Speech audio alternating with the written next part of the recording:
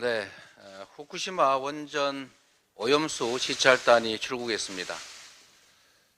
오염수인지 처리수인지 핵 폐기물인지 알 수 없지만 우리 인체에 유해하고 또 일본의 오염수 방출이 적절하지 못한 부당한 행위임은 분명합니다. 국민 생명과 건강을 위해서 철저하고 투명한 오염수 검증이 반드시 필요합니다. 그런데 윤석열 정권은 그럴 생각이 전혀 없어 보입니다. 정부는 검증의 핵심인 시료 채취를 처음부터 포기했습니다. 오히려 일본의 시료 채취 거부가 타당하다 이런 입장까지 낸 것으로 보입니다. 시찰단 명단은 꽁꽁 숨겨놨습니다. 취재진 동행도 전혀 없었습니다. 누가 어떻게 검증할 것인지 하나부터 열까지 다 숨기고 있습니다. 이런 방식으로 도출된 결과를 우리 국민들께서 신뢰할 리가 없습니다. 특히 일본 언론에서 벌써부터 시찰단 파견이 후쿠시마 수산물 수입으로 이어질 것이라고 얘기한다고 합니다.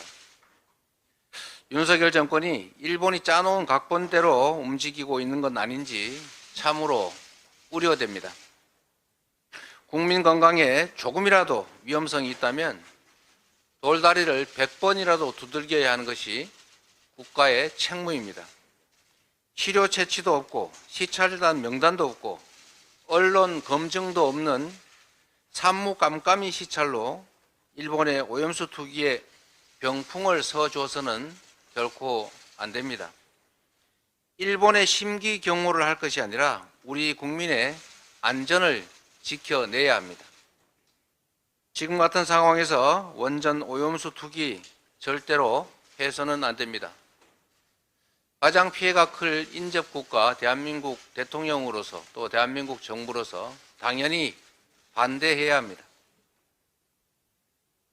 600만 소상공인 그리고 자영업자들의 삶이 생사 기로에 놓였습니다. 소득의 70%를 빚 갚는 데 쓰는 자영업 가구가 40만에 달한다고 합니다. 영업이익이 적자를 내거나 아니면 100만 원도 안 되는 그런 비율만 무려 절반이 넘습니다. 수많은 자영업자들이 코로나 때보다 더 혹독하다라면서 고통을 호소하십니다. 그런데 정부 대책은 이런 현장의 고통과는 너무나 동떨어져 있습니다. 소상공인 부채 경감을 위해서 마련한 새 출발 기금 신청 규모가 당초 계획된 수준의 10분의 1에 불과하다고 합니다. 온갖 갖출 수 없는 조건들을 내세우다 보니까 신청할 수 있는 사람 수가 그만큼 적어서 그런 것입니다. 다른 부분들도 비슷합니다. 정부는 늘려도 부족한 소상공인 정책 자금을 대폭 삭감했습니다. 온전한 손실보상 약속 지키지 않았습니다. 대통령의 핵심 공약인 소상공인 살리기가 사실상 물거품이 됐습니다. 쌀값 정상화법 거부, 간호법 거부, 소상공인 정책 실종, 정부 여당은 자신들의 핵심 공약들을 줄줄이 파기하고 있습니다. 자가당착 그 자체입니다. 심지어 야당이 대통령의 공약을 대신 입법화해도 환영을 해야 할 텐데 환영은커녕 발목 잡기로 일관하면서 오히려 야당을 비난합니다. 여와 야가 완전히 뒤바뀌었습니다. 정부 여당은 국정 운영에 무한 책임을 져야 합니다.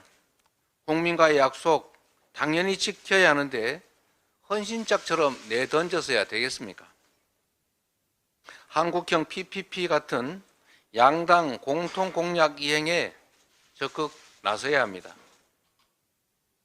국민에게 약속을 하고 권력을 위임받았으면서 그 국민과의 약속을 전혀 지키지 않는 것은 거짓말을 했던 것이거나 배신을 하는 것입니다.